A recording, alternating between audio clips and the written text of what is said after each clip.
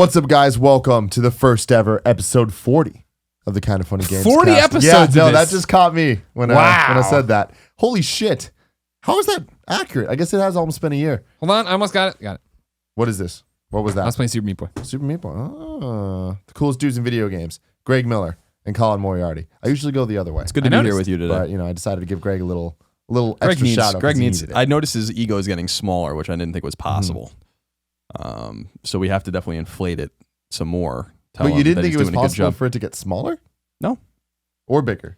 Just it's big. It's expanding at the speed of light. Nothing can possibly expand any quicker than that.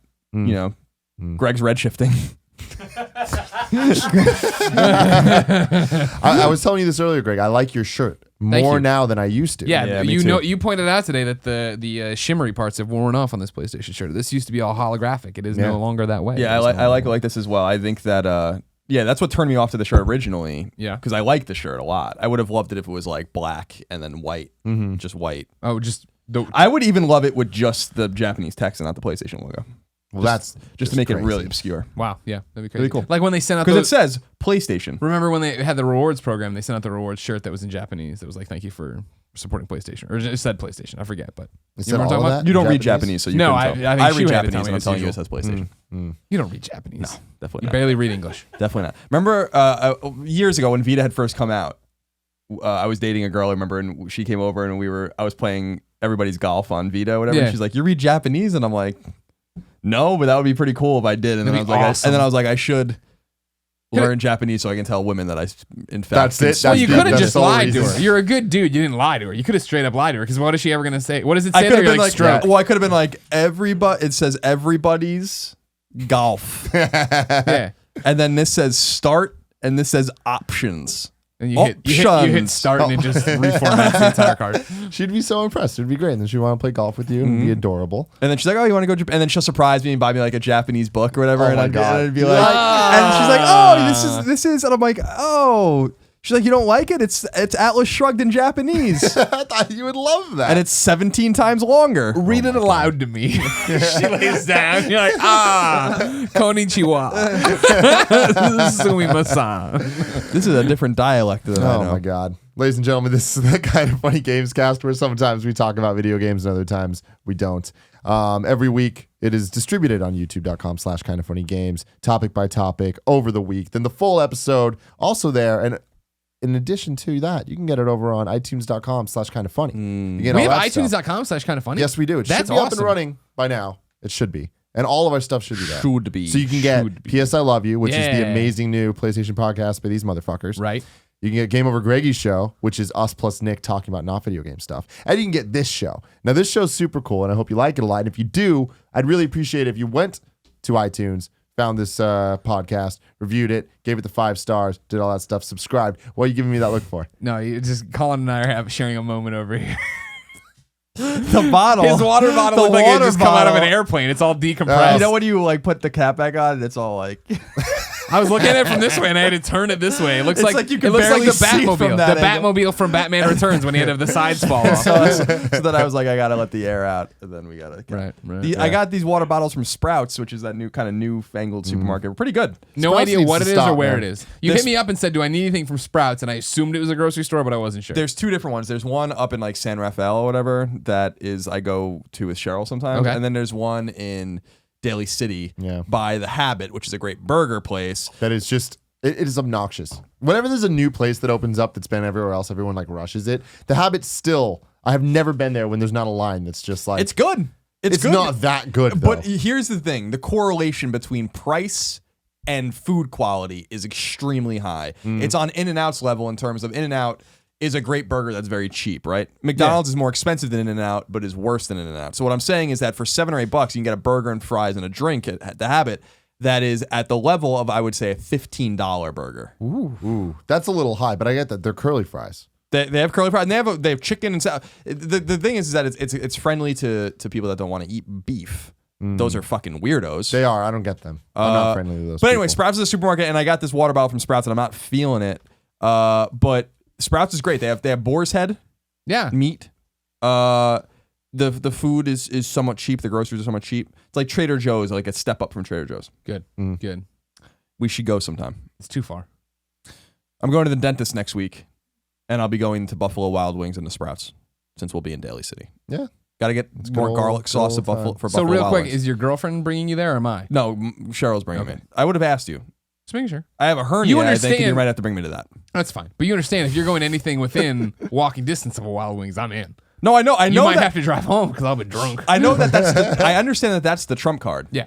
That it's like when we went to Sony that time and then we're like, let's just go to Wild Wings. Then we spent like $70 at Wild Wings.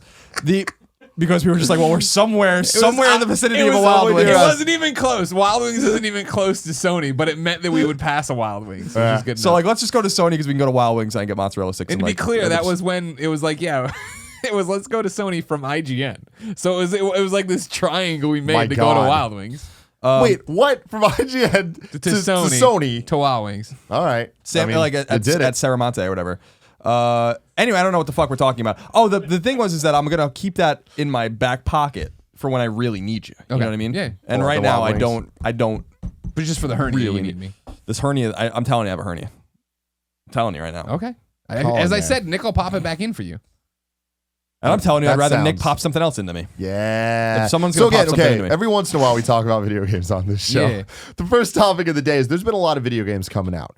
And I don't know how to handle this because Period. Full stop. There's just so many. And it's just like, I feel like between us, we've been kind of dividing and conquering. We haven't talked about it. It's just kind of happened. And we have different tastes in games and we have different, free time amounts in our lives.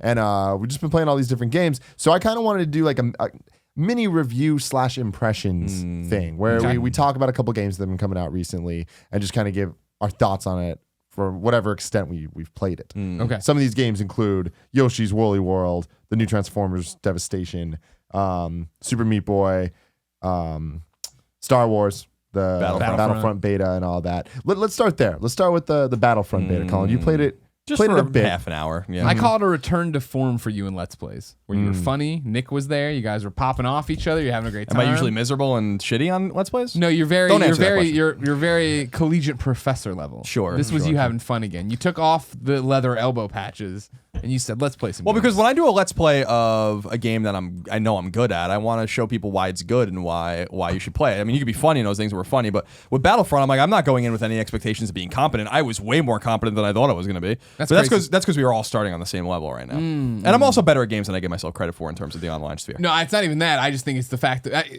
I agree. I said it was crazy. I don't mean because you're bad at it. I just mean usually because first-person shooter kids are crazy, like good. Yeah, But and this is early access. So I maybe think that I'm helps. actually good at shooters, but I'm used to playing against AI and Exactly, kind of predictable things like exactly. Uncharted, even though it's a Yeah. third-person shooter, Pop where out. they Down. like you shoot them and then they like shift over so you can't you shoot them. Like Jesus Christ. Yeah. Stop moving, you little bastard. I just shot you right in the gut. Yeah. Like go down, you're something. dead. So all right, so Battlefront. So yeah, we played the Hoth map, that kind of famous Hoth map during Battle of Hoth, Empire Strikes Back. And actually the thing that I liked about it the most, and I know this is kind of their thing, obviously, when they're showing Vader running around, it's Vader. we saw that with our own eyes. That Vader was kind of cool. Was that it's just very fan servicey, and I think that it's part of it's a little weird, and part of it's kind of cool. Like, what's a good example? Like, I flew in a TIE fighter. I just found a TIE fighter power up, and I flew in a TIE fighter, and I was fighting an A-wing. A-wings were not at the Battle of Hoth, but like but it's cool that like the snowspeeders look like A-wings, but it was an actual A-wing. And I was like, okay, this is kind of neat. Like, there's just a lot of like weird things you can do in the game. I didn't see like any B-wings or Y-wings or anything like that, but like they're throwing things in there that don't make really a lot of sense. Like, I'm a snowtrooper, and then suddenly I'm flying a TIE fighter, and no wonder I'm not flying it very competently because I'm a fucking snowtrooper. But I think it's fun. There's like, it's beautiful. It ran well. I mean, from what I was seeing, it ran perfectly fine. Connection issues? No, I had no connection issues. The load times were fine. Frame rate was steady. I think that the game was fun. It's not for me. The one thing that, not that it would be uncommon in a Star Wars game, is that there's no ammo, which is like something I have to get used to. Like you're pounding. I mean, from what I could tell, you're using your gun. If you just hold it down, then your gun overheats. But otherwise, like you let the meter go back down, and you can just kind of use it in perpetuity. But that makes sense since they don't have ammunition in that universe. They, I guess, have power packs or whatever. But My question, so I liked it. Based on what you played, are you still concerned? Leading into this one, you were telling everybody, it's DICE. They've had problems before. Are you concerned about this one? Yeah, I'm absolutely concerned about it. I'll be concerned about it until it rolls out, because no matter how many people play the beta, if I remember, I mean, it's not like the first time a shooter's had a beta that ran well and then the game didn't work. Sure. So it's like and I'm not saying that's going to happen. I'm saying that has happened in the past. Yeah. No, this game's going to get the server crush on this and load is going to be fucking monumental. And I'm interested to see how they can handle it. It's not. It's going to be like Call of Duty levels. Activision's used to that though. I'm not sure that, I don't know the exact sales numbers, but my assumption is that this will sell more than any Battlefield game. Battlefield's a very popular game, but this is going to be fucking huge. This is different. So I'm just, and these maps are big and it's 20 on 20. I mean, there's a lot of at the Hoth map anyway. 20 on 20, man. Yeah. Video games. It's crazy. It's no mag. I was going to say Yeah. you beat me to it. God damn it. Well, no, I think we said it like in unison there. We're perfect. Massive action game. Oh yeah, I'm quite. You remember familiar. Mag? I'm quite familiar. Remember, you had to level up, and then you could just give out commands. I remember when they first showed it at E3, and I remember being like, "Oh my god, this is so cool!" Like I knew then even that it was like, "All right, I'm not into this." Like I'm not, but I was like, for people like Alfredo, this is gonna be fucking awesome. And then right. You know how much Alfredo loves taking orders on the battlefield. Yeah. They call him the Renegade. They do. Renegade Kid. So I don't have much more to say about it other than to say it seems like there's a lot of customization options, things to unlock, these cards to unlock and loadouts, and so it seems like your standard multiplayer fare. It's like I'm never gonna play it again, I don't think, but it was I'm actually because I was intrigued by it. Like I was like maybe I will play it when it comes out and just see what it is and then just put it on the shelf. And the beta kind of gave me the taste I needed. Where I'm like, okay, I get it. It's very smooth. It's very slick. That's interesting to me because it's like, a lot of people seeing the reaction to you playing this game. Like I was looking at our Facebook group and the forums and stuff. Like people are super excited that you were playing an online shooting game just because you don't typically do that. No, I don't. And people really like your opinion on video games and stuff, and they value it. But I feel like you kind of shut yourself off to that whole world of things. And I think a lot of people want to hear what you would have to say about these games that you just don't play. Sure, I understand that, but you have to understand that I'm not going to spend my precious time playing games that I don't want to play. For sure. But what I'm saying is it's interesting that you played this game, and I think people are really excited to hear your thoughts on it. But it makes sense to me that like you still don't want to play it even after playing this. But it's shocking that it's Star Wars, and it seems to be very polished in that world and very true to at least the fandom of it, maybe not the canon, but like the fucking, I just love how nerdy you get about this stuff and how you're not upset, but you're just like, that didn't happen. This isn't okay. Like whatever. Like that's so funny. Yeah, it is. To me. I mean, it's like this is Hoth. It's not the Battle of Hoth. The Battle of Hoth happened and it happened in a very particular event. way. We know what happened. We know what hills were taken. I was there, sir. I served on Hoth. Yeah, it's just, but I said it's fan service. I have no problem with them throwing in an A-wing, and I flew a TIE Interceptor, which is another thing that wasn't even neither of those ships were even in Empire Strikes Back at all. So it's like they weren't even in. Now ATSTs were there, but you didn't really prominently see them until in Return of the Jedi. Yeah. So you see ATSTs running around with the AT-ATs, but.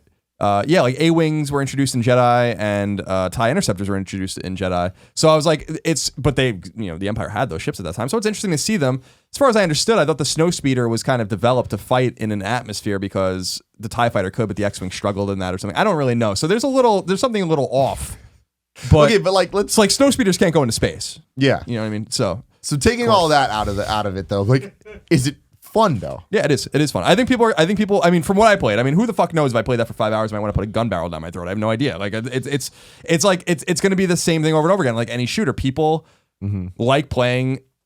People like doing the same thing over and over again. Just like I like playing a platform over and over again. It's fun. So I think that it's polished. It seems like it's going to be promising. I think people are going to like it, and I still have my reservations that it's going to run. But it seems like the package is quite complete. I would love to be able to play in a world that DICE created by myself. I mean, that's always the way I'm going to feel. People are like, well, shut off the chat or voice chat and all that kind of stuff. I'm like, that's not how I play it. Like, I don't want to play like that either. Like, I want to. You want a story too, right? Yeah. You don't want to just. I want a into story, battles. and I just the kind of OCD nature of the way I play games is they're like, don't worry about your kill death ratio and stuff like that. And I'm like, I will worry about that. I'll fucking obsess over it, like I did in The Last of Us, and it's gonna and then I'm gonna play very like. It just doesn't resonate. It changes with me. the way you play I don't the play game. games like that. Yeah. So I don't at the end of the day, a lot of people like to sit down and they call their friends or they get on PSN and they're like, all right, we're going to play Destiny. Everyone gets on their headsets. They enjoy each other. Like that's the exact opposite thing I want to do when I play games. I don't want to hear from anyone and I don't want to talk to anyone. And I want to play a game by myself at my own pace, do what I want. If I want to look at this fucking texture on this wall for 5 minutes, that's what I'm going to do. That's just the way I play games. So we all have our different kind of ebbs and flows, but I wanted to do it because I thought people would like it. It would do well for us, and we had fun with it. So, yeah. In your history, your studies of the Battle of Hoth, you take all the people You put them in one pot. What's the metachlorine count overall on this fucking planet right now? I mean, Leia's there and Luke. I know. In this game, Vader's there. Vader's there, and I think I would assume Chewbacca doesn't have... You don't know. My assumption is that... I guess you're right. I don't know. Lord Watto, rise. Someone tweeted at us a couple days ago. The voice actor for Watto is making an appearance at some convention. Is it close to us? It's in Canada. But okay, God. Of course, then I got fascinated. I'm like, I want to know about this. So I Googled his name, like looked at YouTube videos, and it's just him. He's a normal dude just talking. Then all of a sudden he just busts into it. I'm like, damn, like it's fucking Watto. Yeah. Annie. That was good. That was good. Your mother wasn't there. We got to get him on the show. That'd be amazing. Just have him do the whole thing. I'll write I'll write the dialogue. We'll Yeah. actually have it the way we need it finally.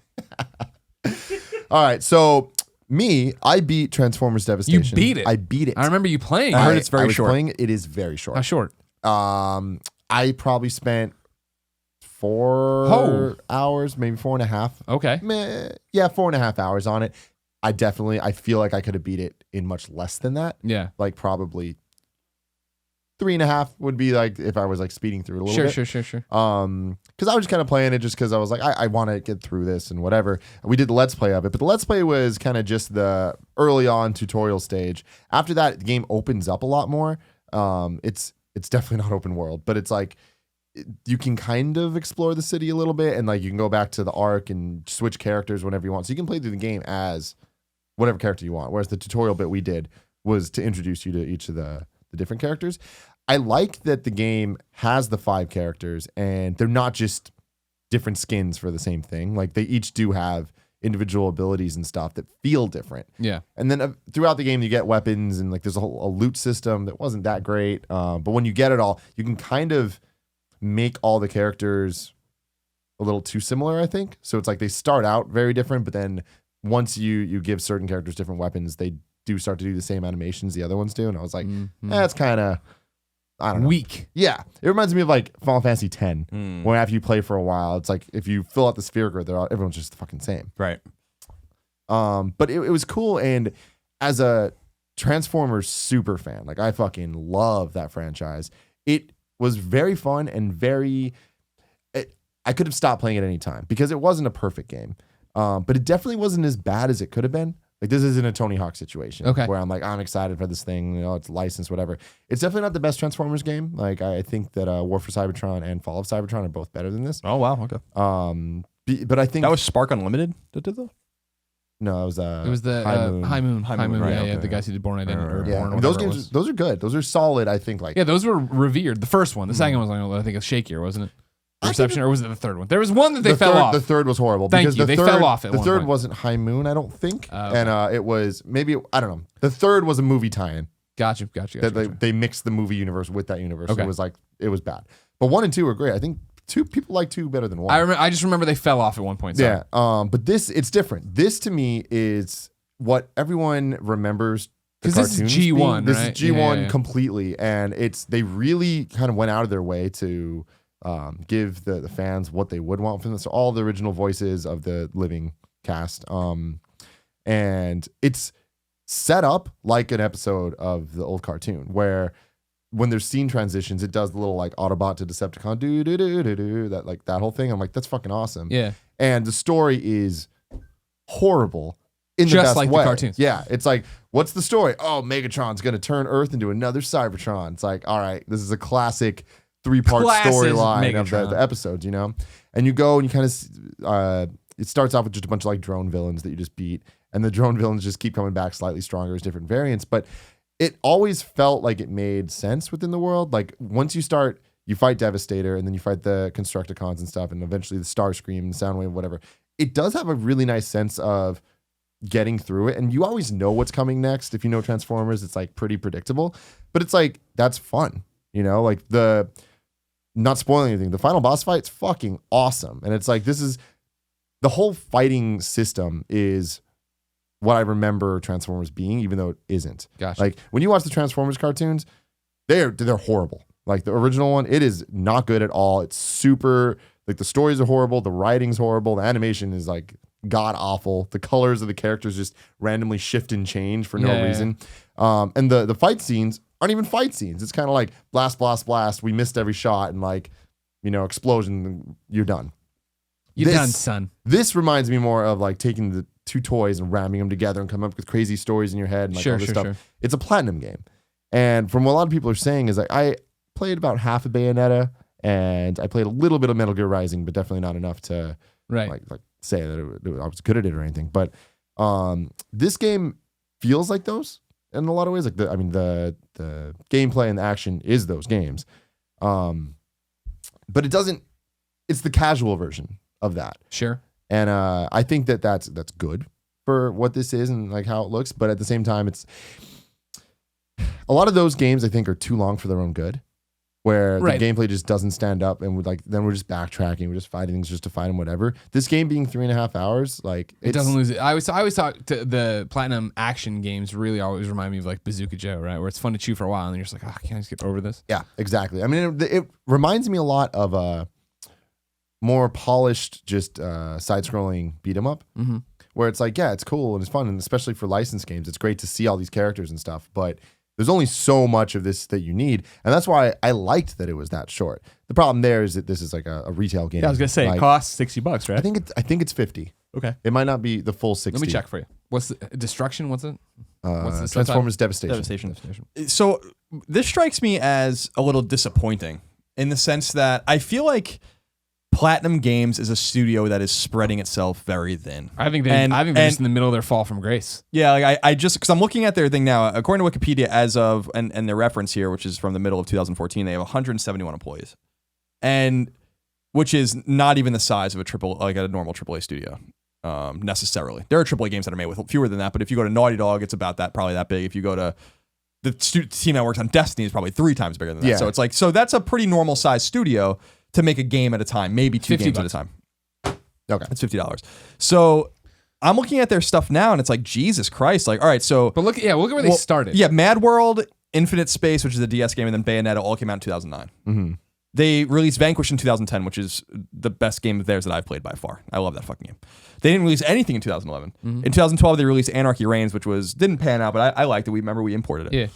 Yeah. In 2013, they released Metal Gear Rising: Revengeance and The Wonderful 101. So the cadence is still good. In 2014, Bayonetta 2 and The Legend of Korra, where The Legend of Korra was bad.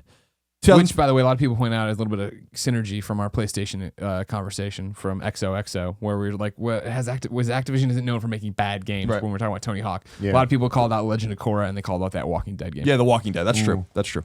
2015, and then so they have 5 games, if you count Transformers as just being released. Transformers Devastation, Project Guard, Star Fox Zero, Scalebound, and Nier 2, all in development at the same time, with 171 employees. Let's assume they scaled up even to 200 since that number was published. It just seems like they're not firing on all cylinders anymore. Yeah, and I don't want to say, like, I know that there are a lot of Wii U fans that really love Bayonetta 2 and they really love Wonderful 101, and I'm sure those are great games. I didn't play them.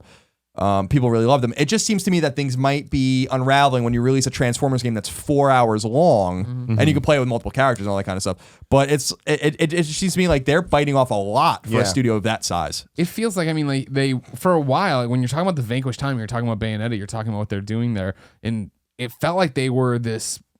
Awesome. I can trust this brand. If they're behind this, I know it's going to be great. And I remember people feeling that way when Legend of Korra got announced. And then it came out and everybody's like, ooh. Yeah. I mean, that's very true. I think this is interesting, though, because this is not a Korra situation. It's also not one of those other things. That's why the $50 price point's a little bit... Like, if this was a $20 title, I'd be like, totally amazing. Like, this is a great game. $50, I don't know. It definitely, and as a huge Transformers fan, I'm not sure that it's worth that. I definitely had fun with it, and it was cool, and it was very fan servicey. And there's a lot of secrets, and there's a lot of moments that I'm like, it definitely hints at sequels and stuff, and I'm like, those could be cool. Like I would definitely want to play the sequel, so that's a good sign. After beating it, I do want more. And I just looked up right now, like it's getting pretty good reviews overall from people. It's getting 8.5s and 8s. I don't know if I would necessarily go that high. That seems kind of crazy. That seems a little high for this. Well, it's the old question of, and I always struggle with this, and I always felt like I always deviated towards one direction, which is like, does the price matter when you're reviewing a game or you're reviewing the product itself? And I always said yes, the price absolutely matters, because you have to review it at the time it comes out, at the price it's launched at. So that might change perception later on, but that's the condition in which you review the game. It's like we used to review the game without patches sometimes, and it's like, this is the condition the game's in when it launches. Like the patch might come out in 2 weeks, but that's not the game the way it comes out of the box. And so I bring that up because I think it's relevant. If Transformers is a good game at $50, but it might seem like a little bit of a ripoff, does it become like a better game because it's $20? And I say like, that doesn't change the game as it is, but it changes the cost benefit analysis of playing it and buying it. And I think that's the economics of it. That's somewhat relevant. Yeah. Like it's the same thing of like when we used to say like Journey at $10, Journey at $60 would have been, in my mind, still a great game, but not the game it was at $10, $15, $20. Yeah. In terms of like, wow, this is really impressive for this price point. I always think that for the consumer, that's really relevant. That's something that's lost on us sometimes. So I was interested in the price of it as well, because when I saw it was that short, I'm like, that's really kind of fucking weird that you would release a game that's 4 hours, maybe even less. Yeah, and it's interesting. I mean, it's definitely designed with replays in mind and like to collecting all the stuff. I have no interest in doing that, and like it's really hard for me to imagine that many people wanting to do that. Like, especially me being a fan, and like the additional costumes and stuff would be stuff that I'd want to see and all this stuff. But I don't want to replay it. I know it. I get it, and like that. The gameplay, I had enough of it in that whole thing. And I felt like I got from the tutorial Let's Play we did to now being able to beat it. It's like I did get better with it and I did scale up with it. There isn't that much more. Like, yeah, I can, be a fucking master of it if I like dedicated myself to it. There's no reason to do that. Sure. So. But I'd recommend it to people if they're Transformers fans or if they're just action fans. But I definitely think it'll get a price drop and I would wait a little bit. How them trophies? I don't know. Trophies are good, I think. You just turned them off? You didn't see him pop? I don't pay attention. Things happen. You didn't go back? No, I don't. You didn't do it? I don't do that. Yeah, I don't even know if I was locked in. I'm bad about this whole thing. I just fucking go on guest accounts and just fucking play. The trophies are good, I think. I think the trophies are good. What else do we got? Yoshi's Woolly World. Yeah, you stole it from me. I did steal it from you. In the divorce, I got the amiibo. Yeah. You took the game. I mean, it's debatable who wins on this because that thing is fucking amazing. I've only played the game for a bit. I'm not that far into it because I've been playing a lot recently, especially for me. Ooh. You okay? Yeah. You okay? Yeah. Good. We all okay? Yeah. Good. I played maybe a little over an hour of Yoshi's Woolly World. Right. I love the Yoshi series. Year of the Yosh is every year as far as I'm concerned. It's great. It's a great game, and I'm definitely going to beat it. Yoshi's Island, I've said this many times, one of my favorite games of all time. Yeah. The Yoshi franchise has had its ups and downs, and it's the Yoshi brand. I mean, there's a series of it, like Yoshi's Island, Yoshi's Story, Yoshi's Island DS, and Yoshi's New Island on a 3DS are all similar vein games, and this as well. Yeah. None have ever really reached the height of Yoshi's Island. Sure. This doesn't either. But I think a lot of people compare this to Kirby's Epic Yarn with, good reason because it looks very similar. Yarn. Yes. This is much better than that game. Okay. Much, much better than that game. Because this is a Yoshi game at heart. Kirby games have always been really easy. You kind of you can't lose, essentially. Sure. Yoshi at least has some challenge. And that's my biggest issue with this game is it's always almost good. Okay. Almost amazing. It's always good. Sure. But anytime I see a mechanic or something and all the different yarn challenges, like the way that they use the yarn and wool and all that stuff is awesome and super cool. And the moment they present like a challenge and like a unique, interesting way to use that, I'm like, oh, this is going to be great. And then it's always like, oh man, if that was just a little more challenging or a little harder, this would have been super legit. Gotcha. But here it's just kind of like, I get what I need to do. I'm just going to do it. Yeah. And just kind of keep going through. Now, granted, I'm not that far in the game, but you can kind of just tell of where it's going to go. And from other things I've heard about it too, is it doesn't ever reach that point. And that's the thing. You don't have to guess too much because it's been out for 4 months or exactly. whatever? Yeah. So, but this is the first time I've really sat down and played through it. Like I played at the different conventions and stuff. And like, it feels like Yoshi, which is great. Like I love the way that Yoshi games play compared to a Mario or whatever. It is a little bit more floaty, but it's floaty and you feel like you're in control of the character. And that's something you can't really say about many 2D platformers. Like Nintendo platformers are just fucking on fleek, as the kids say. Oh, what a grime. Yoshi's definitely an example of that. So are you guys planning on playing? I'm assuming. Yeah, when you bring it back, I want to play it. Okay, I do. I've been looking forward to it since I played it at a convention. I was like, okay, yeah, great. The only thing I have to say about it is that I like that this tag says all new material.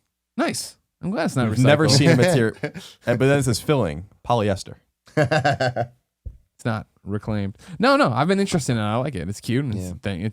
I bought Epic Yarn even because I like that too. And Christine and I wanted to play it. And it was like, oh, okay. Like this didn't pan out awesomely, but whatever. You know what I mean? Like this is similar. Yeah. I think Epic Yarn was I mean, graphically and presentation wise, it was really interesting and cool. But Nintendo's been doing something in recent years on the Wii U where the polish level of their games is immaculate. Like just the overall aesthetic and the way everything works and just the menus, just the look of it is so awesome. This is another example of that where everything fits the aesthetic. That's awesome. Everything is really, really nice and awesome. Donkey Kong Country Tropical Freeze was the same way. The Mario 3D World, like there's a whole bunch that they have not let me down. Star Fox is the first thing that's like, what the hell? Like it almost doesn't even seem like a Nintendo game. Mm-hmm. Another Platinum Games game. True. Yeah. And we'll see. Fall from grace. We'll see where that goes. But it's interesting that Star Fox looks so bad. Yeah. Because all these other games, like this game looks amazing. It's like this game doesn't need the PS4 or Xbox One's power to look amazing. And that's Nintendo's key to success. Yeah. Building for what they have. Yep. What else came out? Metal Gear Online. Right. We're recording this a few hours before I'm going to sit down and play for like 5 hours tonight with Twitch subs, so I don't have anything to say about it yet. Because last night it was live, and I was like, "Cool, I want to keep playing Lego Dimensions." Mm-hmm. This is the same. This is like literally exactly what Colin's talking about with Star Wars, where it's like, I'm going to try this tonight, and I assume this will be the only time I will play Metal Gear Online, just because I'm not a multiplayer guy. Maybe I'm wrong. Maybe this catches me and gets me hooked, and I'm into it. But in reality, I'd rather platinum Lego Dimensions, chip away at the platinum for Metal Gear, getting ready for Extra Life, and then try Yoshi's Woolly World, do Wasteland that we just got, and then I want to tinker around with Taken King as well. You know what I mean? Like that's the different thing for me. But people seem to be enjoying it. The responses I saw this morning on Twitter were that the servers are actually working last night and the people were having fun and all these different things. So I'm excited to play it tonight. But again, like that's not my jam usually. Yeah. Multiplayer. I watched some streams of it that IGN was doing yesterday, and it looks cool. Like I remember when Metal Gear Online 2 came out with 4. I played a little bit, but I'm also not an online guy. But it was fun. Like, it's fun just messing around in games that aren't really designed to be multiplayer games. Right. There's a certain charm to them, I think. Like, I think the Uncharted games, too. Like, even before I played Uncharted 2, back in the day, I played the multiplayer demo they put out. I'm like, this is fun. It's fun to just kind of run around and just fuck shit up. Yeah. So, that's cool. And then Super Meat Boy. How much you been playing of that? I mean, that was my first thing. I finally got it downloaded onto the Vita and then was just screwing around with it. It feels like I played a lot of Super Meat Boy on Xbox. It feels like Super Meat Boy on Xbox. Mm-hmm. I know the big complaint people are talking about, right, is that the music tracks are different and da. Like I've said before on other shows, like I usually played it muted or talking to somebody or on a stream. So that is not at all my complaint or worry with it. The controls feel good for that first few levels that I've played through and stuff. It is Super Meat Boy, which is what I've been waiting for forever. Trophy-less sucks is what I hear. Oh, that sucks. Way too hard. Have you played this at all yet? Yeah, I messed around with it last night for about an hour. It's fun. I mean, I messed around with it a bit back, like way back in the day. I mean, that game's old now. It is a game that's right up my alley. I feel like it's a little small for Vita, to be perfectly honest. Sure. I feel like because of Meat Boy's small stature and the zoomed out nature of the way the stages are often laid out, I feel like it's actually probably more ideal to play it on PS4, but I have not played it on PS4 yet. Like the bandages, for instance, that you collect are like so minuscule. It's one of those where I agree with that, but that's based on my memory of 360, right? Like right now, not having played it in years, I'm feeling at home with it. You know what I mean? It's what I remember, but I'm sure for sure that you should go play it on PS4 in terms of like where it's supposed to shine, because the visuals are nice too. I do like the cartoony visuals. Oh no, I think it's a great game. I'm just wondering if Vita's a good place for it. I'm wondering if it's the most ideal place for it. I think probably based on the nature of the camera and the small stature of the character, and it's just a very zoomed out game. So, which is fine. But the controls feel good, and yeah, it's fun.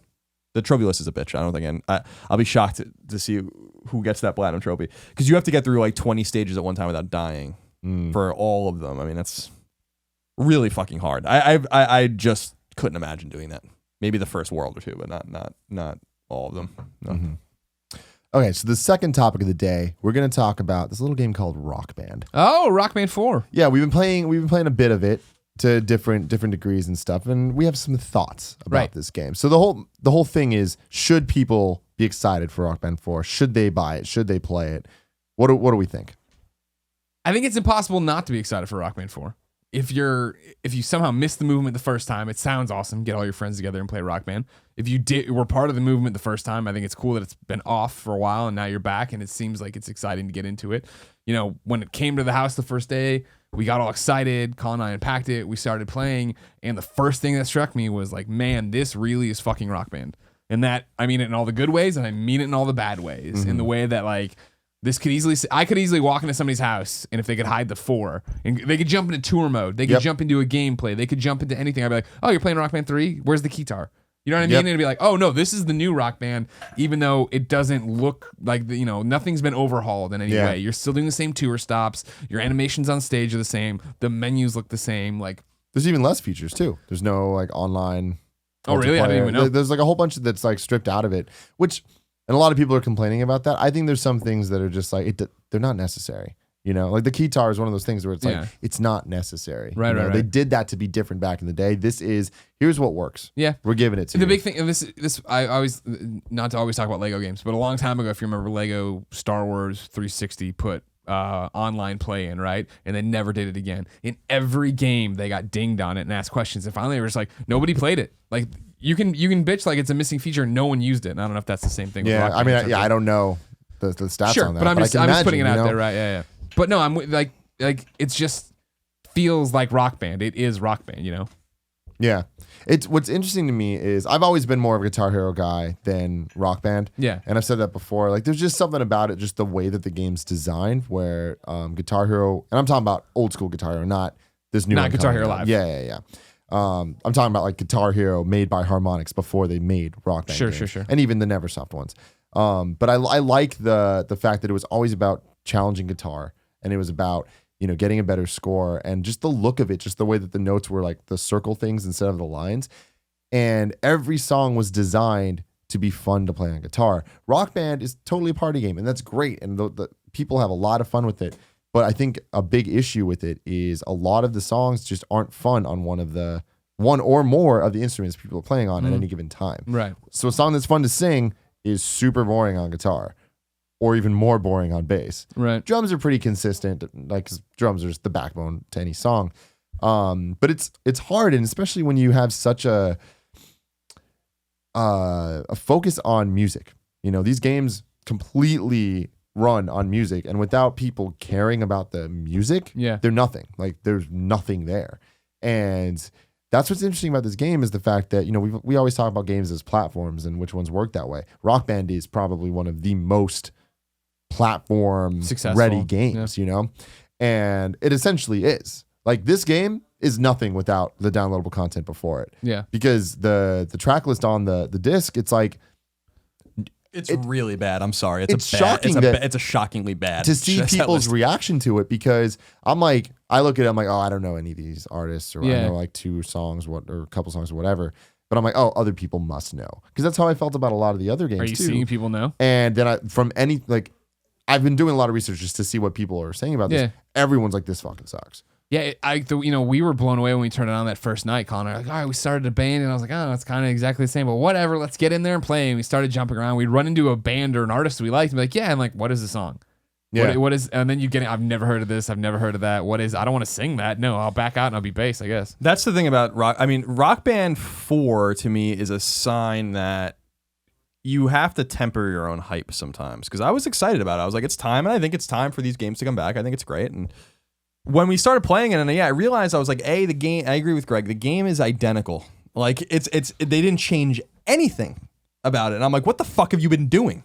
Like, the game, Rock Band 3 came out like 5 years ago. I mean, at some point you have to like seem, or at least appear, that you put any effort into making and differentiating this game from the previous ones, and they didn't. I mean, they have their new solos and stuff, which I jumped in to learn, and I was like, and that's dumb. That's a dumb feature too. I'm like, let me play the solo. I've been having a lot of fun with the random solos. I think they're really cool. But I liked this. Like, this is going directly against what I was saying earlier about liking the challenge. The solos were the hard parts. Yeah, no, exactly. And I think that I agree aesthetically, like the tour mode. I'm like, this is all I've seen this all, and that's fine. I mean, it's fine to get things that you're familiar with. But I was just surprised that it seemed like very little effort was put into it. Like, I mean, that's like how it kind of struck me. I'm like, I don't understand like what you guys have actually been doing, because this looks and feels the exact same as the last Rock Band games. And I agree with Greg. If you put these two games in front of people, especially if you couldn't identify like the little visual ticks that make the 4 more sharp than 3, they're indistinguishable from each other. And I've spent an asinine amount of time, like a lot of you, like you guys and a lot of people out there with Rock Band. And I was like, okay, this is interesting. But most people, I don't think, really care much about tour mode, right, or anything like that. They get into quick play, and that's where I think things fell apart too, because I'm like, this set list sucks. Like, it's not a matter of, you don't want to play games. It's like doing, you called it before, it's like doing karaoke, but with instruments and stuff, and I agree with you. You don't go to karaoke and do songs you never heard of. You do like classic songs. And I agree with Greg that saying that like, well, they released all of these songs already. Like there's a lot of songs. And I'm like, yeah, but that's not really true. Like I could stumble across great songs every day that I haven't heard in 10 years. Like you have to start digging. And if music was DLC at one point, then put it on the disc now. Like, what they really should have done is had a set list that's way bigger than 50 songs or whatever it is, and really giving people bang for their buck. I mean, that's on the music. I agree with you entirely with that, because on the devil's advocate to that is the fact that like, who cares about what the track list is? If you don't like it, just go buy the songs that you like. But you have to buy them. No, I know, and that is an issue on top of already buying this. And I think a lot of the problems this game has is semantic stuff. Why is it 4? Why isn't it just Rock Band? And it's one of those things where like, why does it matter? Like, who cares? It's a big deal when they are charging more than they ever have for this game. And it is, you have to buy all the new instruments and whatever. You can use the old ones, whatever. But like, the instruments are more expensive than they've ever been. The game is more expensive than it's ever been. The music you get on the disc is less enticing than it's ever been. And it's all just the same shit. So it's like, it's weird, but I feel like what they should have done is just put out, here's Rock Band, this platform thing. Mm-hmm. Here is a greatest hits assortment of songs. Like, we've seen what you guys like and want. Here's a whole bunch of them back on disc. Go buy the other songs you want. Right. Yeah, that would have been a better. I love that idea, or I love the idea and the platform kind of agnosticism of it, to make it in such a way that it's like, here are the instruments if you want to buy them. If you must run the game on a disc, and here's the disc, and we'll give you $50, like just, or 50 credits, or whatever. And it's like, there's no music on the CD. There's no music on the Blu-ray. Go and just pick out whatever songs you want. Yeah. For 50 credits, 50 songs, whatever songs you want. And then if you want more songs, then you buy them for $2 a piece. I think there was just a lot of better ways to look at it, because I was astonished by how bad the set list is. It's not to say all the songs on there are bad. There are great songs on there. It's just to say, like, this isn't, man, like, there's like some catchy fucking shit on some of those tracks, or on some of those set lists on the previous games. And it's a little ridiculous to charge people an arm and a leg for the instruments and then the game, and then you have to go buy the actual music you actually want. Because I'll be really shocked if a lot of people put this game in and are like, oh, I'm very satisfied with the core track list. Yeah, and that's something that's like kind of upsetting to me too, because I've always found these games to be music discovery platforms in a lot of ways, where I listen to the songs, I'm like, oh, now I've heard of this band, but I've never really listened to them. Now I love Green Grass and High Tides Forever. Exactly, I'm into this music and stuff, and now going through it, it's like we are just getting like, they're not even singles anymore. Now it's just, and it's because of all deep the DLC. Cuts. Yeah, it's because they've released all the shit that people want, and they're not gonna give us that again. And the biggest problem is, like, when we got the game and we got it ahead of time and things weren't up and running, you know, because we were getting the game online or whatever. And we played that first night. We're like, this set list is nothing. I don't know most of these songs. It's whatever. It doesn't matter though, because all my DLC is gonna work with this thing. And then I went in, and like, even today, it is such a clusterfuck of. I go sync it and it says you have 32 DLC songs. I'm like, that's a fucking lie. And I go in and I look to the one that is in my head that I know for a fact that I own is Stephen and the Colbert Charlene. And it's just because it's an easy one, and I see it, and like I go there and it still says it wants my $199, and I'm like, that is a fucking lie. And then even if the ones that I do own, you have to go through and find in that list and say it's okay, it's in library or it's purchased. So click on it and get it into your library. It's like, why was this so hard to have this sunk up? Because this is like what would have made the track list so forgivable for me. And if it would have just been that, like, track, it's 50 songs and it's a hodgepodge of new stuff and whatever and deep cuts, but you get all your old music, so what do you care? And I would have jumped in, and it would have been one button, and I would have gotten the hundreds of songs I bought, maybe 800 or whatever it was, and they'd be there, but they're not there. I'm going to Weezer stuff, and I'm like, I bought every Weezer track you put up. You can't tell me this is all new and I only have these 2 here. What the fuck is happening? Yeah, and it's weird too that in addition to the old music and downloading it, that being an issue, I've never had a library of Rock Band songs. So last night I went in, I was like, fuck it, I'm buying a bunch. Like, I'm gonna have fun with this. Yeah, because I got bored of the 3 songs I knew from the fucking set list. Yeah, and I went to buy them, and it's granted it was like launch day, so maybe there was a lot of server problems or whatever, and like I get that. But the store crashed on me one out of every 2 times I went into it. Jesus. And it was just like, at varying degrees of how long I was in it. And it crashed in places where I paid for the song and it crashed after I paid, but before it started downloading. So even when I would go to my download list, it just wasn't there. So it would say purchased, but it wouldn't let me download it. Great. So I'm sure if I go back tonight, it'll be fine and it'll fix. But it's like, I spent an hour and 15 minutes probably trying to download music before I even played. And that's the thing with what our two main experiences with the game. I came home one night and played by myself, just sat there and did a tour on my own or whatever. But like the first night with Colin and I, we jumped in, trying to sync the stuff. How do we calibrate this information? All right, great. I think we're finally calibrated. Jump in. We play 5 songs. We're like, all right, I don't want to play anything else on this. We'll wait to the DLC. We turn on the thing because we're going to do a Let's Play for it. Calibrate is not calibrated for anybody. I'm going through this DLC list. Where the fuck are all the songs? You know what I mean? I'm like, all right, we'll do it later. Today, I'm like, let's do it. I jump in. I look around. I found a Games Radar article that linked me to the forums that went there. There's this complicated list of what you can do and how you do. Some of them were talking about turning on my 360 and syncing. And I'm like, what the... This is not what was said. You said that I owned this. I'm over it. I mean, that's why I'm saying about tempering excitement. Sometimes we're just disappointed about the things we're excited about. And I really thought it was time for these games to come back. And again, I think it is time. It reminds me of Tony Hawk's Pro Skater 5 leaving a great opening for Skate. You know, EA owns that IP. They can give it to a new studio. And I believe that Skate is in development. I think it's obvious. It reminds me of that, like Rock Band and Guitar Hero, or Rock Band and Guitar Hero to maybe a new competitor, because these games will always resonate with someone if they're done right. And I just feel like this comes off as half-assed and half-broken. And that was just based on my experience playing it for a couple of hours with Greg or whatever. So maybe it becomes more fun later, but I just feel like this is half-assed, and I'm not sure, like, harmonics, like, I don't understand what they've been doing in terms of like this game. I expected when I'm excited about a game, I don't look into it too much because I don't want to see too much. And when I put it in, I expected that I was going to see something that was going to blow me away. And I'm like, this is awesome. And this is next level. This is next gen.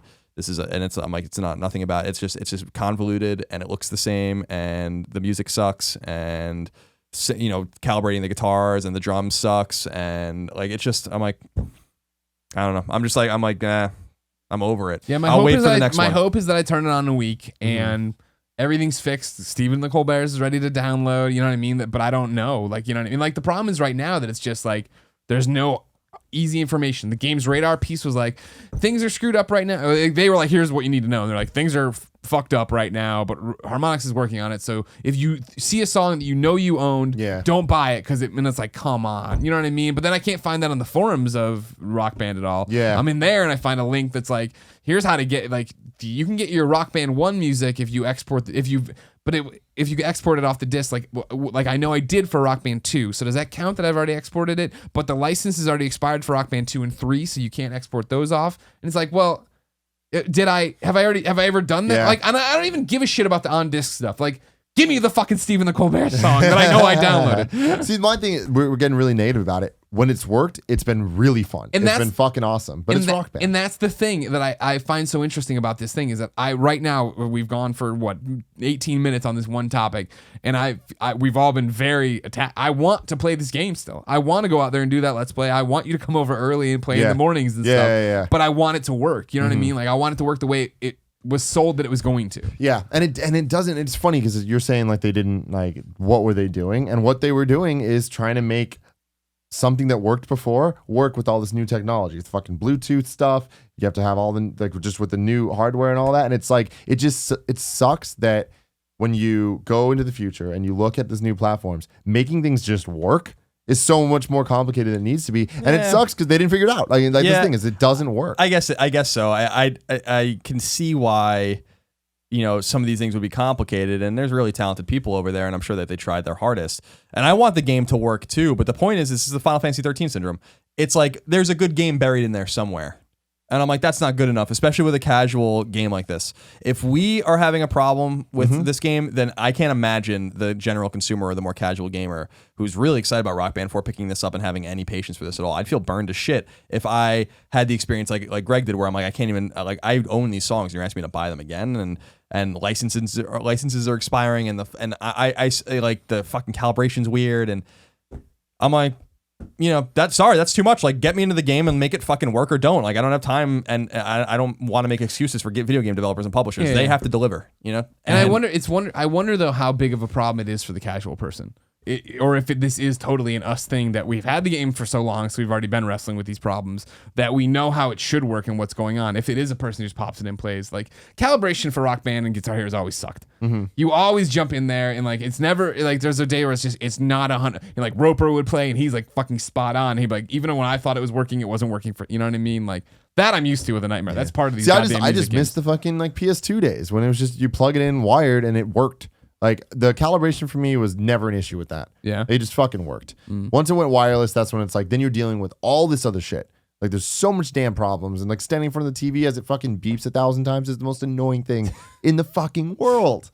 Add drums, add all this other shit. It's like, oh, man. But for the casual people, I don't think it's going to be that big of an issue. Like, the casual people are going to play it the way they do, or they're not. They're like, I think casuals aren't the ones buying all the DLC and doing all that.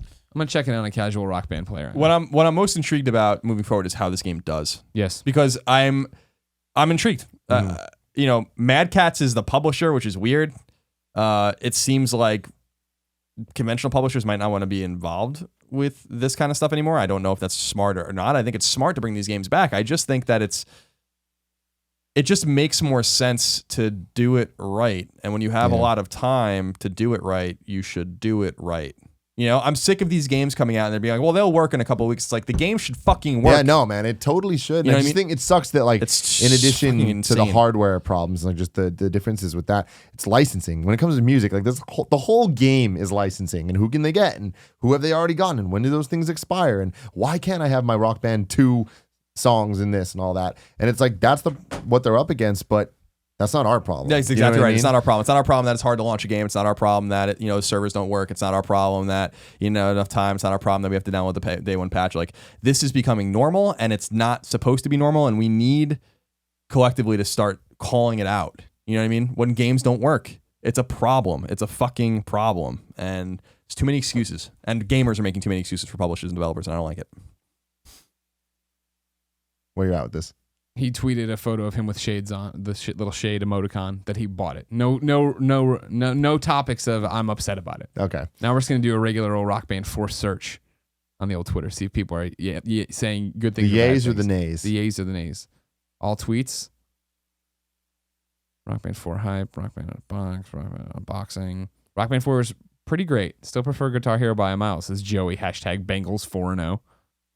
There you go. If Joey #Bengals likes it, 4-0. I mean, we're certainly in the minority. It's got an 84 on Metacritic on the Xbox One. It's got an 81 Metacritic on PS4 on Xbox, or on PS4 for Rock Band 4. So I mean, people dig it. I found myself, not impressed. It's one of those things that I dig it too. It's just like I'm frustrated with it as a product. No, for sure. And I mean, again, I spent a lot of money on it last night, so it's like it's definitely it's good. It's just.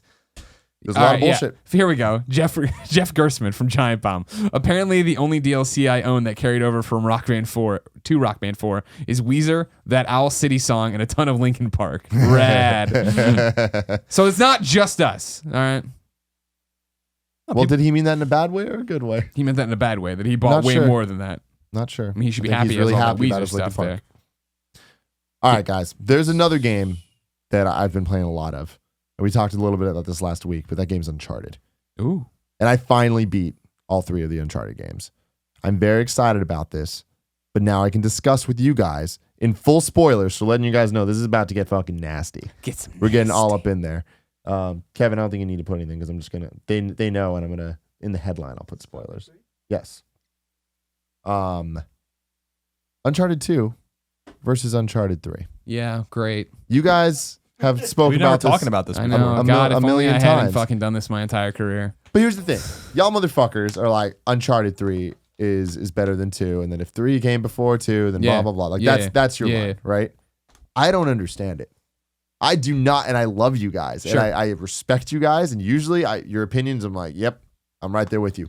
It doesn't make sense to me how people could think that 3 is better than 2. Okay. Give me your thoughts. I've talked about it at length. Mm-hmm. I'd rather start with you. Okay. But since you are the host, I have to go. No. The thing about it, right, is the fact that for me, it's just the fact that Uncharted 2, while an amazing game, was Uncharted 1 beat for beat. I go back to this all the time, that it starts the exact same way. There's the betrayal. This goes on. Here comes Elena. They're falling back in love. Now there's a supernatural twist. Here's the happy ending. And it's like, when I did that on Uncharted 2, I was disappointed. I was disappointed in that game, which is crazy to say. The gameplay's awesome. It looks amazing. I loved it. But it's like, for sure, my least favorite Uncharted, because it just felt like, because I play Uncharted for the story. I am in this for the Nathan Drake story, and I felt like I'd played this story before. And so when Uncharted 3 comes around, it from the get-go is like, it's about Nate and Sully's relationship. We're not going to do this. They toy around with the supernatural twists, right? They make you think they're going that way, then they zag, right? Like I felt actually kept you on your toes and did things you didn't expect. I expected everything that happened in Uncharted 2. Uncharted 2 at no point, like in terms of story, caught me off guard, right? Like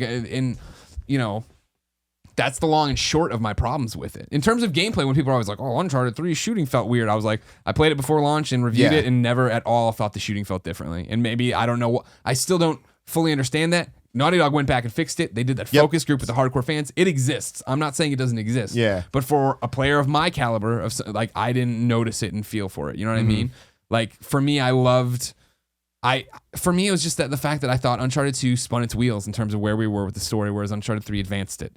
Here are Nate and Elena. They are married, but on the outs now with this stuff. Nate's real name isn't Nathan Drake. I want to know more about that. Let's actually look at his past. Let's look at why him and Sully are so tight. Let's see a little bit about who these characters are on not just this surface level. The surface level is fun, but I honestly think it's one of those same reasons I don't like Indiana Jones that much, is the way that Indiana Jones, I don't feel, and I'm sure Indiana Jones fans like I know Colin for sure, maybe I've missed this. It's been a long time since I felt the film, but I felt like every one of the films, with the exception maybe of what's the one with his dad, Sean Connery. Oh, The Last Crusade. It just felt like it was always a reboot.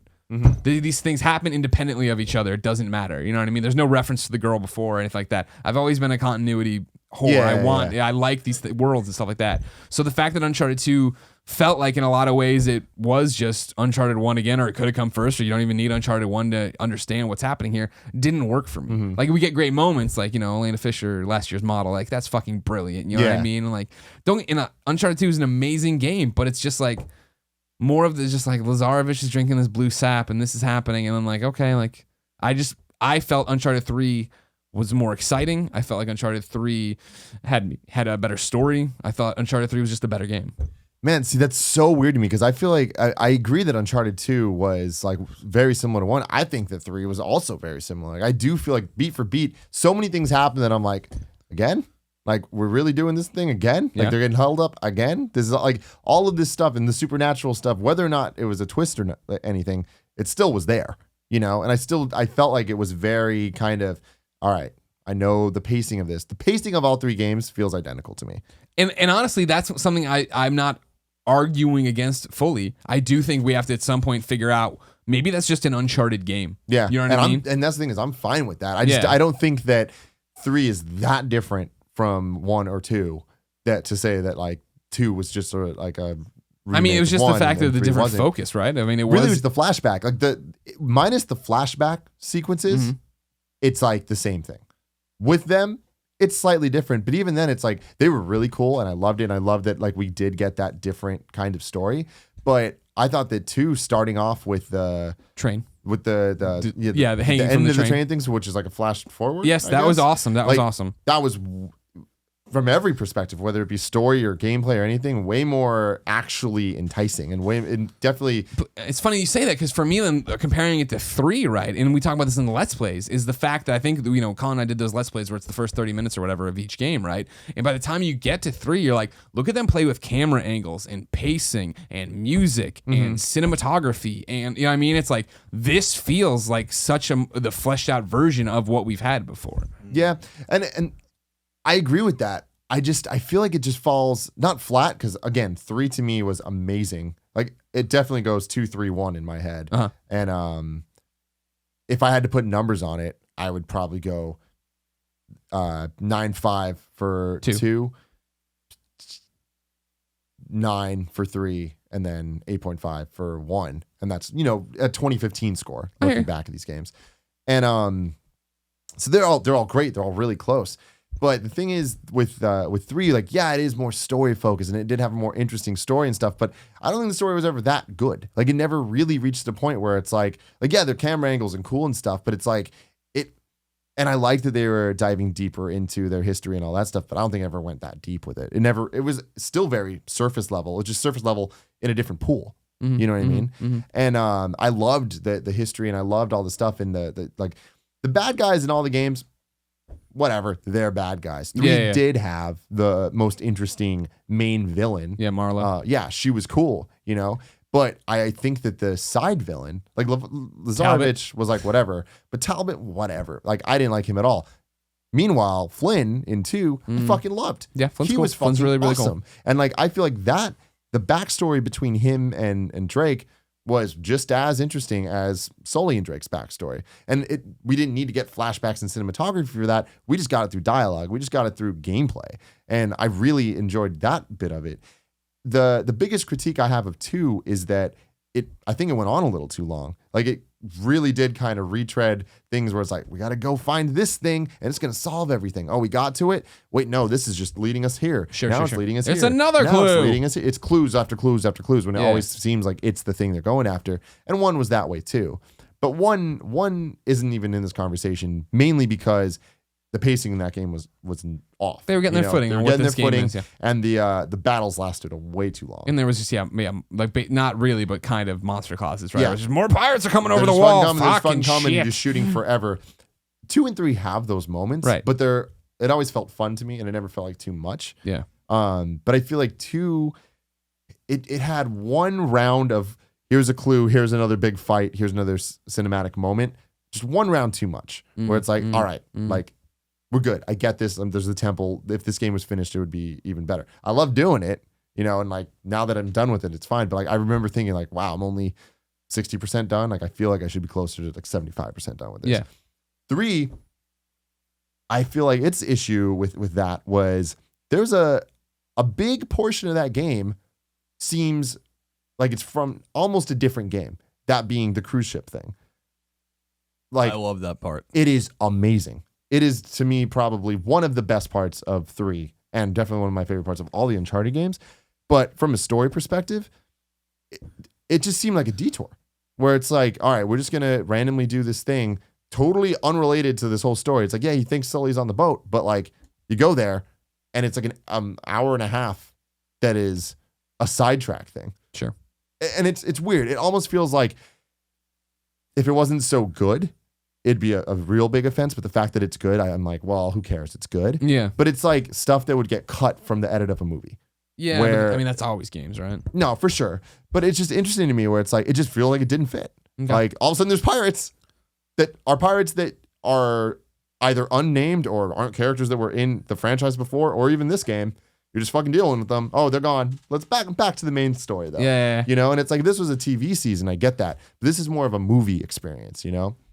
That makes sense. I thought that was a little weird. 2 didn't have that. And the biggest thing that I think 3 had that bogged it down was the puzzles. I said this last week when I was playing through it, and it just kept happening where there's these puzzles that happen that are either so simple to figure out, or it's not that they're hard. It's just they're not fun. Like you just, okay, I'm looking at my journal. I'm not because you're wrong. I haven't played 3 since I the one where there's like early on in the game, there's a bunch of floor tiles and you have to walk in a certain pattern to get across. Uh-huh. It's not even a puzzle. It's literally look at your journal, follow the path. Yeah, okay. And it's like, that's not fun. That's not anything. It's just kind of, here's something to do and waste that's admittedly not pushing crates and not, you know, doing typical video game stuff. Sure. But this isn't better. You know, and then there's the one with the shadows where you have to like kind of find the right angle. Oh, and make the thing. I like that one with the sun thing. Yeah, and it's like, wait, hold on, not with the sun thing. Where it's like you make the shadows so that it hits. It's stabbing. Stabbing. It's up on the wall, right? Yeah, because there's another one we have to mess with shadows and stuff. Okay. I guess what it is and that's cool, but it's also again just they're not so much puzzles as much as it's look at the journal and it tells you what to do and follow and match things. You know, I hear. It's like looking at it's like if the puzzle's where's Waldo, but you don't need to find Waldo. You just need to look at the thing that tells you where Waldo is, and then go find him and circle him. You know, and it kills the pacing, and those things bring the games to a fucking crawl. like where the rest of it's fucking super fun. And I get that you need those lulls. I don't know. It never hit right for me. And I think 3 had too many of them. 2 had a couple, but 3s were just, they always came at the worst time for me. I guess that's the thing, is I wanted to get to the cruise ship. I wanted to get to these things. And instead I'm looking at a journal, you know? Trying to think of what else. I just lost my train of thought. No, that's fine. But there's so now you've brought this show to a crawl. Yeah, exactly. There's so much of it though where I loved 3. I loved Cutter. I loved Cutter's great. All the characters in all the games are great. Like Chloe's fucking awesome. But then in 3, it's like, you know, things happen with Cutter or whatever, and they're just gone. Like you never hear from Chloe and Cutter again. Not that you have to. I get that it's like, we can kind of assume what happens. Did we really need an ending scene of them all at a table together talking? Hey! No, but it's like, it did feel weird that like you open the game with them, you're with them, and then they're gone, you know? But 2 I felt a little bit more character-wise complete, where you're with this group of characters and there isn't weird things happening. Like all the supernatural stuff, it's a stretch always in the series. Yeah, of course. But it's like, it's fun, you know, and that's what the games are, is they're fun. But 2 just see, I've always never felt more wanted it, I complete guess is to my me. thing, is I like the fact that I like it when it's grounded character based. Like, and I shouldn't say I never want it, but because I remember at the end of Uncharted when I was playing, you know, original Uncharted, right, and everything happens and these fucking Nazi dudes are running at you, and I was like, this is fucking all of a sudden I'm shotgunning everybody when I haven't used this gun at all. You know what I mean? Like that was cool or whatever. But I felt trite by the end of 2, and then when it popped up in 3, my first reaction was like, ugh. And then they oh, it's not happening. You're making this. Okay, cool. Yeah.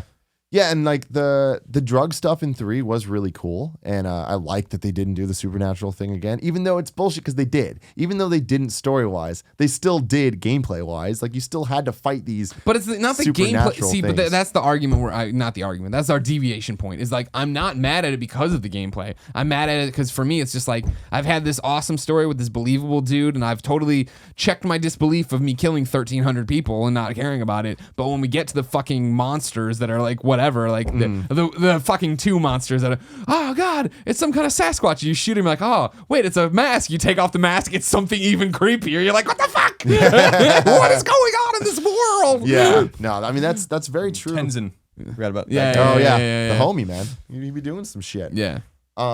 With 3, another thing that I thought was weird was the weird spider things. Like there's all those scenes that were very reminiscent of like Crash Bandicoot, where you're like running. Oh, right. Like the scarabs. Yeah. And they chase you up. Yeah. And it's like, maybe I missed this, but like, where was that explained? Like, what are those? I forget. Are they just like tomb monsters? Exactly. And that's what we're there was supposed something that somebody moved, I thought, that made them become a thing. But they just kept coming back. Right. Like, throughout the game, they're just always there. They're pissed, dude. And I'm like, what the fuck? That's what Egyptian scarabs do. You know that. But it's you just, watched The Mummy. It was weird to me. Like 3 felt like there was a lot of questions I had where I'm like, why? What? Who are you? What is this? What are those? And I feel like that didn't happen as much as in 2. Sure. And it was almost frustrating. I mean, that's the thing that I think's totally. I mean, first off, everything you're saying is valid. You know, don't get me wrong. But like the one that I took away from that never even dawned on me when I was playing the game and talking to people about the game, and like I'm trying to write this review for Uncharted 3. So many people eventually after they played it, like now it's a joke between Colin and I, the whole like Talbot turns down an alleyway and just disappears. He just goes to a dead end and disappears, right? And at the time I was like, oh man, mystical shit, da-da-da. And then when I was like, oh, it's not mystical shit, I never said, boy, how did Talbot get out of that thing? You know what I mean? I was playing with the information I knew at the time, so when I get to the end and it's not that, I'm like, awesome, cool. Yeah. He's just really into this and fucking it's movie Captain logic. Marvel. You know, like Exactly. I'm not going to hate on that. I'm talking about like, I'm not saying, oh, I have all these questions. I'm saying I have questions of like the scarabs. What? Yeah. Like that just seems a little bit weird. See, for me, in whatever context we were playing, it made sense at the time. Okay, I guess there was times where I was just like, they're back? Like, what the shit? Yeah. But yeah, I mean, I'm trying to think of like really the standout things. And it's like on a beat for beat of like which had the better moments or whatever. They're both great. Like the cruise ship thing was fucking awesome. The train thing, fucking awesome. Is one better than the other?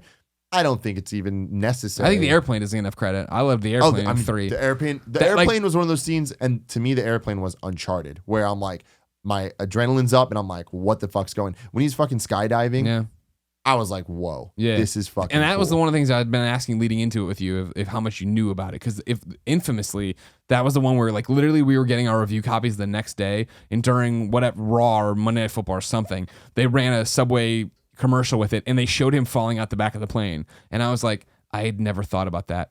it had never dawned on me that we were going to exit the plane. We knew about the plane Yeah. battle, No, for but sure. I never thought we wouldn't be on the plane. And like, Yeah. I thought that sequence, even knowing that, was so awesome. And he had a Subway cup in his hand. Yeah, he did. All right, and then he's like, "Yeah, we're gonna fuck Subway for Eat Fresh," and they did say that. Yeah, but like that whole sequence, and then landing, and then hitting in the desert, and like being like, "I am fucked," and they do that pan out, and I'm like, my "Oh, what a God. beautiful cinematic," and then it just Yeah. sits there, and I'm like, "Oh shit, I'm I controlling control him, and I this, gotta yeah. walk him while the music plays." I was like, "This is a fucking masterclass right Dude, now." honestly, and see, those moments are the lulls that I want in the game. You Yeah. know, like Yeah, I hear that. It's I hear those that. moments where it's okay, we're slowing down and you're just doing this shit. It's like I wanted to know what was going on. I wanted to know how he was going to be saved and all this shit. And man, it's like it's interesting to me that people are, and because there's the other side of it too. It seems like the majority of people think 2's the best, and like Yeah. 3, they hit the way that they hate on 3. I do not understand. No, you have to understand. It's these Fanboy. It's No, it's not even fanboy. It's expectations being set. Mm-hmm. I am part of this problem, and not that there's any way for me around it. My job was to review the game. I think it's a masterpiece. I don't give a shit about the number. I think it's a masterpiece. I don't think it's perfect. That's not what the 10 means.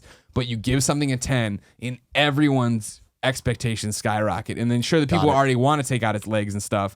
But this is when the Scarabs and Talbot down a dead end and all this stuff start popping up, because people go in expecting this to be life-changing. And with that expectation, on that chip on your shoulder, you go in and it doesn't hit it, and that's why people are so angry about it, because Uncharted 2 didn't have that expectation. Yeah. Uncharted 2 was a fucking amazing game, 9.5 from IGN, obviously amazing scores from everybody else. People went in expecting an amazing game, and they got it. People went into Uncharted 3 expecting everything to be better than it was before, and for it to be fucking perfect. And Yeah. that's why this game gets flogged like that. No, and that that's makes why sense. if we could release it and nobody, because the story always goes, right, that at IGN, it was me, Colin, Sam Claiborne, and maybe Jack a little bit. I forget, but for sure us 3 had played it and beaten it. No one else in the office has. And I call this meeting, or it was whatever, it was like an editorial meeting already. And at the end, I get up and I'm like, hey, I want to give this game a 10. And I start ranting about it. And Sam and Colin were on board with that score. And everybody's like, yeah, sure, sounds great. And so then I did it. And then every time somebody played Uncharted, I would get a second-by-second breakdown via text message of like, this game's amazing. Da, da, da. Oh my God, fuck the shipyard. I got this text message. Oh my God, fuck the shipyard. I can't believe you gave this a 10. You know what I mean? What do people not like about the shipyard? It's really hard on harder difficulties. When you're in the water and there's like the pillars, you're trying to get up and do different things, and like one guy has a grenade or that's shit. true though. Like there was a lot of moments in 3 that weren't in 2 that I was like, oh, I don't like this that much. Yeah. Whereas 2 was consistently like, I like this a lot. Yeah. See, in Uncharted 2, I had those moments where I ran into things where I'm like, I'm not having fun right now. Fuck this part of the mission. You know what I mean? Or the game. You're not the mission. And so that's just the apples, oranges, different strokes. But I think a lot of the main hate for Uncharted 2 to 3 is expectation levels. And that's what we're talking about when we say if one came before the other, this would be the same argument. Because if it was that Uncharted 3 comes out and gets a 9.5, and then Uncharted 2 gets a 10, in reverse order, people would nickel and dime everything in Uncharted. Well, what does it make sense that he's drinking sap? Why would a shotgun hurt him at the very end? I don't understand why they toyed with Elena getting killed. The grenade went off right. Why didn't she die? Yeah. You know what I mean? Like, but that's not the lens this is applied to and stuff. Mm-hmm. Man, it's very crazy to me that. So, what are your thoughts on this, Colin? I don't know. I mimic Greg's thoughts. I mean, the important thing to realize is that the 2 to 3 transposing them, or so 3 would be 2 and 2 would be 3, is not our idea. That's something people at Naughty Dog say. So, when I ask them what their favorite Uncharted games were, some people say 3, some people say 2, some people say Drake's Fortune, which surprised me, but it's true.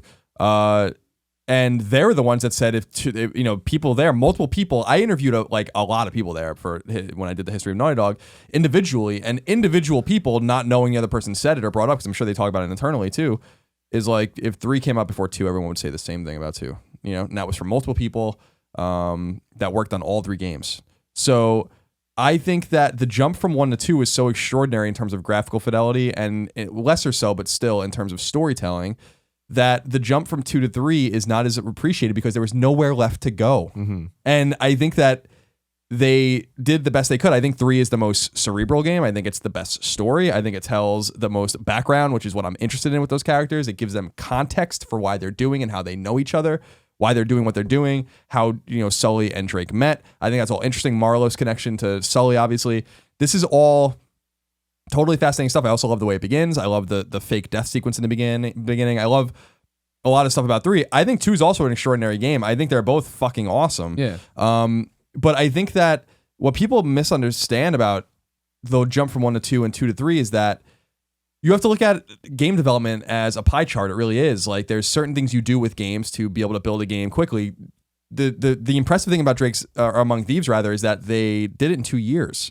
And when you have a 2-year sequence or so to build a game, and the game looks that much better than the original, you assume that most of the fidelity comes from their extra work, right? And that extra work comes at the sake of, say, gameplay or something else. I mean, a lot of people will say that that's not true, but it is. There's just only so much amount of time. There's only so much manpower, and there's only so much you can do to make a game better. And so I think the exact opposite happened with 2 to 3. 2 and 3 look very similar to each other because there's nowhere else to go from there. I mean, 3 looks better than 2, but it seemed like they didn't focus so much on that, and then they focused more on character development and story. And I think sequences like that, I fucking love the cruise ship. I think that sequence is fucking awesome, and I love that it's disconnected because there needs to be set pieces in the game. It's like Indiana Jones, you know. Like, I mean, that's kind of the thing we're talking about, like how they run around from place to place, like. And it's just like, oh, we didn't find what we want. It's like, think about the map sequences in Indiana Jones where he's like going all around the world and they just don't bother to tell you what he was doing, you know, because it's a fucking 2-hour movie. It's not, or 2.5-hour movie. It's not. A 12-hour game. So, yeah, but I think people are like, very hard. We don't need to know that stuff. But I do agree that it needs the set pieces. But that's why I think that the building falling down in 2 was fucking awesome. It is. It's not the thing. The other thing is that like 2 isn't good at this, or really 3 isn't good at the disadvantage of 2. They can both be good, and I think that's what people are losing sight of. I'm playing Drake's Fortune now. I'm almost to the end, and what I'm realizing is that Drake's Fortune's not as good as I remember it being. And when I'm really interested in it, like, I'm like, this game is finicky as fuck in certain places. I think it's still a great game. Mm-hmm. Great story, great characters. I like the shooting, but there's some finicky fucking platforming in it. There's some weird design elements in it. And I'm interested when I get back to 2 and 3. I haven't played 2 since 2009. I haven't played 3 since 2013 because I went back and platinumed it right before The Last of Us came out. Greg gave that game a 10, 3 a 10, and I would stand by that 10. I think it's because a 10 means masterpiece. It doesn't mean perfect. It doesn't mean that there's nothing wrong with it. I just think people are unabashedly hard on 3, and I don't really quite understand why, other than like the expectations. I really don't get it. I'm like, what really is wrong with it? Mm-hmm. That's the thing I'm trying to like figure out, and that's why I'm excited to go back to the game and refresh my memories. Like, I can't wait to hear what you have to say after it. I feel like I'm lucky that I got to play it on the Uncharted collection for the first time, where they did balance all the gun stuff. Because like, to me, that's not even a factor. It all is the same system. So I enjoyed it very, very thoroughly. I loved all 3 of the games. And I think that what you're saying about the leap from 1 to 2 and 2 to 3, I don't know. I do think there was a leap. Like, it's even playing the collection. Like, 3 is more cinematic, and it does have all of the environments. They're so different and varied, and like just the focus on stealth is different. And like they did in the bar fight, even like even the melee system being improved. Like, it has things that are undeniably better than 2. But I think what he's saying is they don't stand out as much as the leap from 1 to 2. Yeah, exactly. No, for sure. But yeah, I do think that I could never say that I think 3 is better than 2. And I do think 2 is a step above 3 in terms of how amazing it is. But all 3 are fucking awesome. I will say this to close out, just because Greg and I have spent so much of our lives talking about this conundrum, is that I'll be happy if we never talk about it again. Oh no, there's nothing that makes me harder. Like, especially like a meet and greet, if somebody comes up and asks and they're like, "What do you think 3's better?" Well, I wrote 2 pages of a review and a video review. You're welcome to go, and I've made videos about it. You can go do all that. You know what I mean? Like, once 4 comes out, get ready. Well, no, that's the thing. 4 already is a slam dunk and is the best Uncharted because it'll be that it's so much better than 3. It's a return to form from 3. People have flogged and beaten this game into the ground. That now when this shows up, you know what I mean? You're gonna have you already see it with the technical leap when you watch the E3 demo and Mud taking on him, the fire the way. Even I'm probably gonna love 4. I'm probably gonna be in love with it, but I'm still gonna say 3 is my favorite just to bother people. Of course you are. Yeah. Ladies and gentlemen, that topic brought to you by DraftKings. Put your fantasy skills to the test at DraftKings.com, America's favorite one-week fantasy football site, where you can kick the season off by winning $2 million. It's the biggest fantasy football contest ever. $10 million in prizes are up for grabs, including $2 million for first place and $1 million for second. 1 week fantasy means no season-long commitments. It's fantasy football on demand. Play where you want, when you want, with the players that you want. This isn't fantasy as usual. This is DraftKings. Welcome to the big time. Hurry to DraftKings.com now and use promo code KINDOFFUNNY to play for free for a shot at part of $10 million in Sunday's Millionaire Maker event. Enter Kind of Funny for free entry now, only at DraftKings.com. That's DraftKings.com. Now, guys, the final topic of the day, as always. It's the final topic. Brought to you by kindoffunny.com/forums. If you have a question for us, go there. Go to kindoffunny.com/gamescast topic. Submit a topic, and it'll get read, just like we're about to do from my boy Titletown. Titletown wants to know, what are some of our favorite large Hollywood-esque cinematic moments from gaming? I think this is a really nice segue. The airplane sequence in Uncharted 3. The cruise ship in Uncharted. Uncharted in general. I mean, I feel like the game's full of them. Whether it's the building falling, the train sequence in 2, Sure. The things you just said. There's other things too, like even like the drug sequence in 3. I thought was very cinematic. Or even just the desert sequence in 3 when you're just walking through it. You know. Yeah. Metal Gear Solid 4 comes to mind. Oh wow, I was gonna say Metal Gear 1, or just Metal Gear Solid. Yeah, there's a lot of Metal Gear Solid. Because for me, Metal Gear Solid. I mean, I don't mean to cut you off. You want to tell your 4-1 real quick? No, go for it. Metal Gear Solid, right? Like the opening, right? Like so it's so funny now to think of a game opening with a cinematic and credits and music and stuff, but that did not happen when I was I was just starting when I got that PS1 and popped that in. That happening, Sniper Wolf, like there's so many amazing fucking like monologues and acting moments. I'm like, holy shit. In Metal Gear Solid 4, 2 things come to mind. 3 things. The microwave sequence, obviously. Totally. The motorcycle chase with Eva? scene where you're with Eva in chapter 3. I think that thing's the end of chapter 3, where you're going through. That was the first moment that I was like, fuck, this is what next gen means back then. Like I was holy shit, I can't believe I'm playing this. And then I don't think anyone would ever say this, but the Raven boss fight in 4, where you're in that building and the things are flying around. The boss fight itself sucked. Like, it was way too hard to aim and shit. But the way that like they were shooting the missiles and it was blowing up the building that I was in, I was like, holy shit. Like, I can't believe I'm playing this and it's not a cinematic. Yeah. What else is there? Other games. I was thinking of Spec Ops: The Lines intro on the helicopter. I really love that intro a lot. And then just kind of infiltrating Dubai, I think is just a really cool. That game's fucking awesome. I love that game so much. Yeah, I mean, Uncharted obviously instantly comes to mind. I mean, there's a lot of stuff in that game. I think there are like just little sporadic moments, even in like Far Cry or like stuff like that, where, you know, you get a little taste of the cinematography, for instance, we were talking about in Drake's Deception, or, you know, interesting camera angles or interesting action scenes. But those are not the moments that are most memorable to me in games. In fact, I think the memorable moments to me typically are the more thoughtful and poignant moments. I love the ending of Fallout 3, for instance. I think that ending's fucking cool as hell until, you know, when you have to kill yourself, basically. Yeah, I mean, I think about the moment more like Journey or the Unfinished Swan or something like are more memorable moments than like the things that explode, because everything explodes and there's big set pieces in every game and stuff like that. It's actually the exception to the rule to find something that's not like that. That's memorable, I think. Another one comes to mind for me is in Modern Warfare 1, when like it's one of the first missions and like a helicopter crashes and then the blades are like spinning at you and it stops right before it hits you. And I remember being blown away, just being like, whoa, like this is fucking. That's Call of Duty 4 Modern Warfare, right? Yes. Yeah, that one was totally, even when you're flying away in the helicopter and the nuke goes off and you come down, I remember being like, what the fuck? Yeah. And then a more throwback would be obviously Ocarina of Time.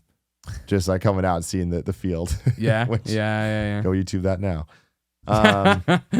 Question 2 comes from Elaine McAdams. A bit of a setup here. With the release of the Mega Man collection, I've began creating a wish list of other NES and maybe SNES collections I'd like to see come to modern consoles. I'd love to see Square release a Final Fantasy collection of 1 to 6 and Konami deliver a Castlevania one. Now the question, are these possible? And what other collections would you like to see? I feel like we've talked about the what other collections we'd like to see. I'm a little bit interested, Colin, on the are these possible side of this. Yeah, they're possible. People have to understand, though, that the reason the Mega Man Legacy collection was important was because the studio that ported the games made they basically extracted NES source code and made it run natively, so it's not necessarily emulating it. Yeah. So they run as if an NES is playing, and what they basically did was make a way to feed and recalibrate NES data into modern systems so that you never need an emulator to play them. They'll exist forever in data form or whatever. And that's kind of an oversimplification. But that was the reason why 9 and 10 weren't in it, because 9 and 10 are not native NES games, or why 7 and 8 weren't in the collection is because they made something that works for NES and can work conceivably for any NES game. So is it possible? Sure. I mean, I've said before, I'm shocked that Square doesn't release the Final Fantasy games individually for $20 and just put trophies on them, because people will buy them. I'd buy them.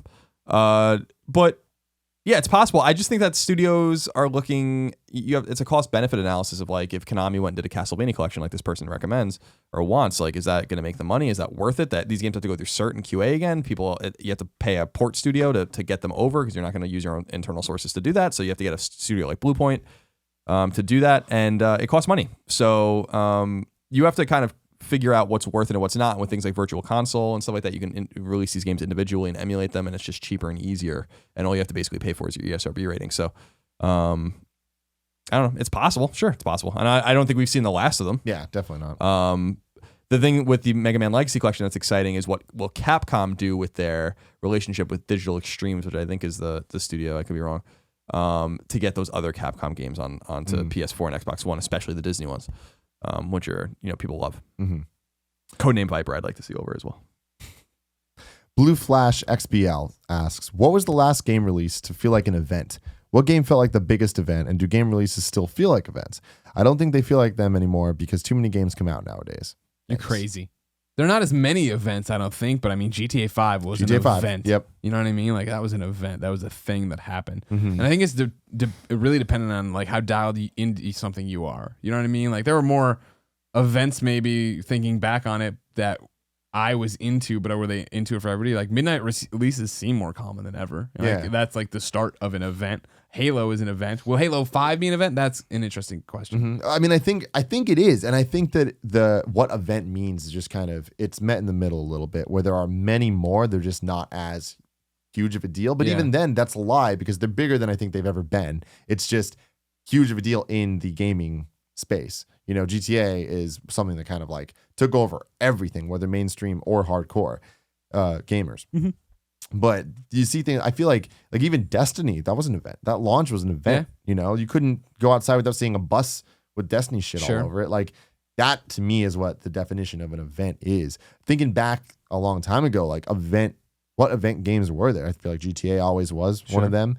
But even then it had a different definition. Like Final Fantasy X to me was an event. But then there was other things like Need for Speed, I think, was an event game, and that's an annual thing. But annually, it was an event. See, that's how I feel about the wrestling games back in the day. Mm-hmm. Your THQ, AKI ones on N64, like, WCW, NWO Revenge, right, was the one that made it really popular, and then it was WrestleMania 2000, and then it was No Mercy, and both of those were huge deals. Mm-hmm. Same thing with like SmackDown Just Bring It, the first wrestling game on PS2. Like, look how real The Rock looks. Yeah, like that was shit that like stopped the world for me and my friends, right? Yeah, I mean, well, Gran Turismo was always, I think, an event game where even if you don't care about those games, which a lot of us don't, we're still interested in looking at it, seeing how pretty it is and all that stuff, especially back in the PS2 days. It was Gears 2, right, that had the Mad World ad, wasn't it? It was Gears 1. Was it Gears 1? Yeah. I remember then Gears 2 was the one, like that was the one that got, I remember watching that trailer or that video in a theater, which was crazy for the time. Oh, yeah. And then Gears Halo 2 was like that. Everybody, believed. I think you're thinking of Gears 1. But was it an event on its own? I remember, I'm saying that, I'm sorry. So what I'm saying is, I remember seeing the trailer in the theaters, which was like, this game looks cool. And then by the time Gears 2 came out, I see. Everyone was like, I've played Gears 1. Gears 2 is fucking amazing. I think even nowadays, Call of Duty is still an event. Yeah, but that one's waned. And like, that's the thing, because that used to be the event. You know what I mean? That was like the giant it's interesting, though, because like I guess we just need to define what event means. I know. Because like, if I'm talking about any of my friends that aren't gamers, like, they are stoked. They know the date that Call of Duty is coming out, and they're ready for it, and they're gonna go buy it and stuff. And these are people who don't play games that often. Yeah. So I don't know. Well, what is the definition of event? I think you guys are playing a little fast and loose with it, to be honest with you. I don't think there's ever been a wrestling game or a Need for Speed game that's been an event. In terms of like, when I think of that, I think of it as like midnight launch, line around the block. People are really fucking stoked. They're queuing up their digital downloads and all those kinds of things. I think there's only been 2 games this year that have been like that, which is Witcher 3 and Metal Gear. I think are the ones that could be closest to what I would consider to be an event release. You're calling your store to see if you can get there early. You're worrying if you can get your game on PSN, 9 o'clock if you live in the Pacific Zone, and you have to wait 3 more hours or whatever. Console launches are always events. Yeah. I don't think we have events like that anymore because I actually think that the volume of midnight releases and making something out of nothing is kind of happening too often. So Halo 5 and the new Call of Duty are going to be big releases, but they would have been more special, I think, years ago when it was more rare to go into a store at midnight or to have your digital download ready to go and it's already preloaded and all that kind of stuff. I think it's removed the je ne sais quoi about having a game like moment one. I think you've seen that go down with Madden as well. I think Madden back in the day, they made Madden Day was something the fans made, right? And then EA got on board with it. But then, when it was, you can preload everything and you don't have to leave the house. And it wasn't as big a deal anymore. Yeah. Like this year's Madden came and went. And I was like, oh, it's that. I would say that Vice City, I don't think GTA 3 was an event. I think Vice City was definitely an event. I think that, because no one knew GTA 3 was going to be good. Yeah. Vice City was an event. San Andreas were events. I do remember those. Yeah, for sure. Very well. 4 and 5. I think as far as like this monumental release, 5, is probably the last one. That was 2 years ago. Almost to the day. I mean, it was just a couple weeks ago. Grail Arbor says, "Hi friends, long time, first time. I've been having a discussion with some friends about my thoughts of Metal Gear Solid, and this topic was brought up. I'm curious what you guys think. How long does it take to really determine when you enjoy a game or not? Does it depend on the total length of the game, the genre, etc.? For me, it takes 3 to 7 hours, depending on the genre. Thanks." Interesting question. I feel like I don't even need to play it.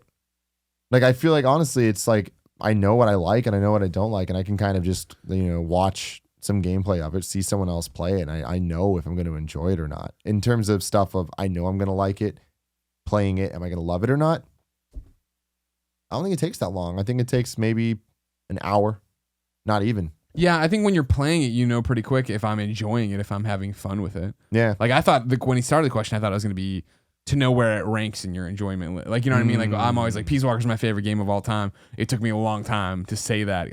I used to say Metal Gear Solid's my favorite game, but I really enjoy Peace Walker. I'm waiting to see how I feel on that in a while. Yeah. Same thing with now people ask me all the time, what's your favorite Metal Gear now that 5's out? I'm like, that's a question for quite some time from now. You know what I mean? I'm not ready to. It smells weird. It does smell weird. Christine, you light a candle? Did you light a candle? All right, just make sure the house is on fire. There's fire extinguishers. Remember, I bought fire extinguishers. Have I told you that yet, Christine? There's one under the sink and there's one up there in the closet. It's a poop candle.